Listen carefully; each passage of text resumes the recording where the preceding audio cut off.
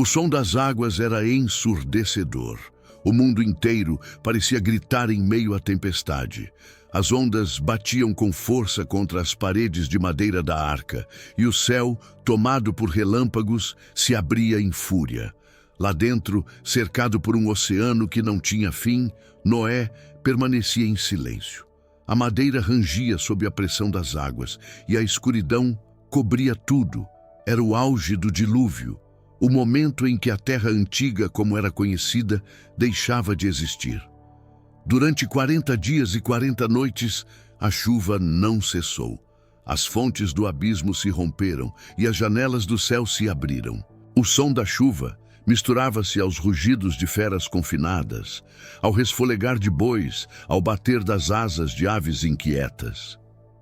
Dentro daquela imensa estrutura de madeira, 8 pessoas enfrentavam o isolamento mais longo e desafiador da história humana. A arca, construída sob instruções precisas de Deus, media cerca de 135 metros de comprimento, 22 de largura e 13 de altura. 3 andares internos abrigavam milhares de espécies de animais, alimentos e os 8 sobreviventes escolhidos para preservar a vida sobre a terra. Era mais do que uma embarcação. Era um microcosmo do mundo antigo, flutuando sobre a destruição total. Durante os primeiros dias, a sensação de movimento era violenta. As ondas batiam contra o casco e a embarcação parecia girar sem controle. Mas Noé sabia que estava seguro. O relato bíblico diz, e o Senhor o fechou por fora. Era uma forma de declarar que, a partir daquele momento, a sobrevivência deles não dependia mais de esforço humano, mas da proteção divina. A porta selada pela mão de Deus significava confiança, submissão e fé absoluta. A cada trovão, o som parecia ecoar nas profundezas da arca. O ar era denso, impregnado pelo cheiro dos animais e da madeira úmida. As lamparinas, feitas de óleo, lançavam uma luz bruxuleante sobre os rostos cansados. Noé observava a família, sua esposa, seus 3 filhos, Sem, Cã e Jafé, e as esposas deles. Eram todos adultos, trabalhadores, obedientes, mas humanos, e como todo ser humano, sentiam medo. Lá fora, o mundo era engolido pelas águas. As montanhas desapareceram uma a uma. Os gritos cessaram. A criação inteira parecia ter voltado ao estado de caos do início, quando o Espírito de Deus pairava sobre as águas. Dentro da arca, porém, havia ordem. A organização era fundamental para a sobrevivência. 3 andares, 3 níveis de responsabilidade. O primeiro, dedicado aos grandes animais, bois, cavalos, elefantes, girafas, felinos. O segundo, reservado às aves e animais menores. O terceiro, onde vivia a família, junto aos alimentos e ferramentas. Tudo era milimetricamente planejado. Noé havia seguido à risca a ordem divina. Toma contigo de toda a comida que se come e ajunta-a para ti e para eles. Ele havia armazenado grãos, frutas secas, raízes, forragem e sementes em compartimentos bem vedados. Nada foi deixado ao acaso. A preparação que antecedeu o dilúvio havia levado anos, talvez décadas, mas nenhuma preparação seria suficiente sem intervenção divina. A arca estava cheia de predadores e presas, mas não houve violência. Leões repousavam ao lado de cervos. Serpentes rastejavam tranquilas sob as tábuas. Lobos e ovelhas dividiam o mesmo espaço. O instinto natural parecia ter sido suspenso. Era como se uma paz sobrenatural tivesse sido imposta sobre toda criatura viva, um cessar da natureza em obediência ao Criador. A arca tinha apenas uma janela de 45 centímetros, localizada no topo. Por ela entrava a luz do sol, o ar fresco e, às vezes, um fio de esperança. Era a única ligação entre o mundo interno e o exterior. Durante meses, aquela abertura serviu como farol para os olhos que ansiavam ver a terra novamente. Os dias se tornaram semanas, e as semanas se tornaram meses. Dentro da arca, o tempo não se media mais pelo nascer e pôr do sol, mas pelo ritmo das tarefas. Alimentar os animais, limpar os espaços, manter as lamparinas acesas, armazenar água potável. A rotina era o que mantinha a sanidade. Noé acordava cedo, ainda que o conceito de manhã e noite tivesse se tornado abstrato. O som das ondas era constante. Às vezes o balanço era suave, em outras parecia que o mundo inteiro estava desmoronando. A cada novo dia, ele orava. Não pedia explicações, apenas força. A fé era o único combustível que não faltava naquela arca. A Bíblia descreve Noé como varão justo e perfeito em suas gerações. E essa justiça não era medida apenas por suas ações, mas por sua disposição em confiar quando tudo ao redor gritava o contrário. Lá fora, a terra havia se transformado em um deserto líquido. Nenhuma cidade restava, nenhum império sobreviveu. Durante os primeiros 40 dias, a chuva caiu incessante. Mas mesmo após a chuva cessar, as águas permaneceram por meses, sem dar sinal de recuo. A arca flutuava sobre um mundo sem referência, sem direção, sem horizonte. Era uma travessia literal sobre o desconhecido. Enquanto os animais dormiam, a família trocava poucas palavras. O silêncio era pesado, quebrado apenas pelo som dos passos e dos baldes de água sendo puxados. Mas dentro daquele silêncio havia reverência. Eles sabiam que eram os únicos vivos sobre a terra. Os meses passavam e a fé era posta à prova. O alimento, cuidadosamente estocado, precisava ser racionado. Alguns grãos começaram a escassear e Noé improvisava, combinando o que tinha. O cheiro dos animais era forte. As lamparinas consumiam o óleo lentamente e ainda assim a vida continuava. Filhotes nasceram dentro da arca. O ciclo natural da criação seguia seu curso. A cada novo nascimento havia uma lembrança. Mesmo em meio ao juízo, Deus preservava a vida. Do lado de fora, as águas ainda cobriam os montes. A Bíblia relata que o dilúvio durou 150 dias antes de começar a baixar. Durante esse período, a arca ficou à deriva, até repousar sobre as montanhas do Ararat. O impacto foi suave, quase imperceptível. O som das ondas foi substituído por um silêncio novo, um silêncio que trazia esperança.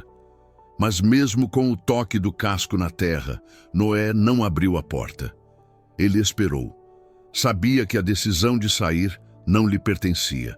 Esperou 40 dias e então abriu a pequena janela. Deixou voar um corvo.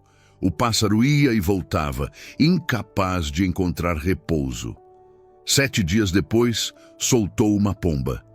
Ela retornou sem achar lugar onde pousar. Esperou mais 7 dias e soltou-a novamente. Dessa vez, a pomba voltou com uma folha verde de oliveira no bico, o primeiro sinal de vida após meses de destruição. Noé aguardou mais 7 dias, soltou novamente a pomba e ela não mais voltou.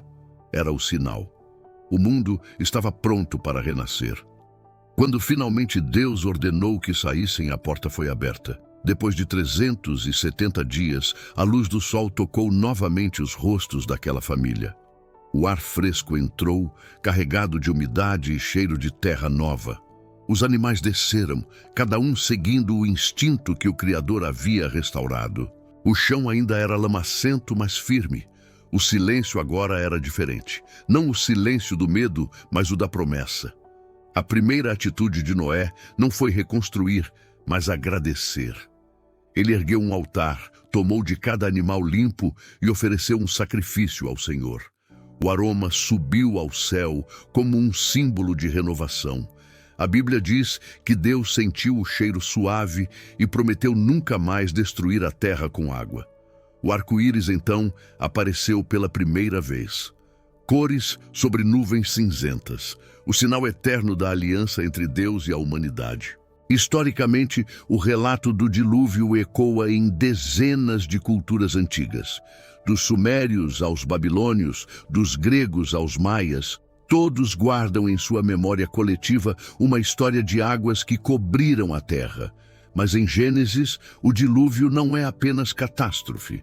É juízo e misericórdia entrelaçados. Um recomeço após o colapso moral de uma geração inteira. Os 370 dias dentro da arca não foram apenas um confinamento físico, mas uma purificação espiritual. O mundo que emergiu depois era novo, e Noé se tornara o ponto de reinício da humanidade. A arca, além de embarcação, era símbolo. Um refúgio preparado pela obediência e sustentado pela fé. Um lembrete de que, quando tudo parece ruir, há segurança em cumprir as instruções divinas. Cada detalhe de sua construção refletia a precisão de Deus.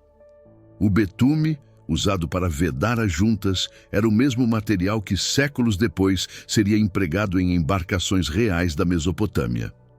A proporção 35:3, comprimento, largura e altura, foi adotada em navios por séculos, provando ser a mais estável para atravessar tempestades. O texto bíblico, muito além de alegoria, revela conhecimento técnico compatível com a engenharia antiga. Mas, acima da estrutura, havia propósito. O dilúvio não foi destruição aleatória. Foi um ato de justiça que preservou a vida para um novo começo. Dentro da arca, a rotina transformou-se em culto. Cada refeição partilhada era uma lembrança da providência divina. Cada animal alimentado era um ato de obediência silenciosa. Cada amanhecer, mesmo sem sol, era prova de que Deus sustentava tudo. Noé não ouviu uma nova voz por meses, nenhuma revelação, nenhuma visão, apenas o silêncio, e ainda assim perseverou. Sua fé não dependia de sinais visíveis, mas da lembrança do que Deus dissera antes da chuva começar. Essa é talvez a maior lição espiritual de sua jornada. A fé verdadeira não se mede pela ausência da tempestade, mas pela confiança em meio a ela. Quando as águas baixaram e a terra secou, Noé olhou ao redor e viu um mundo vazio, mas puro. Nada restara da civilização anterior. As cidades, as torres, os altares falsos, tudo havia desaparecido.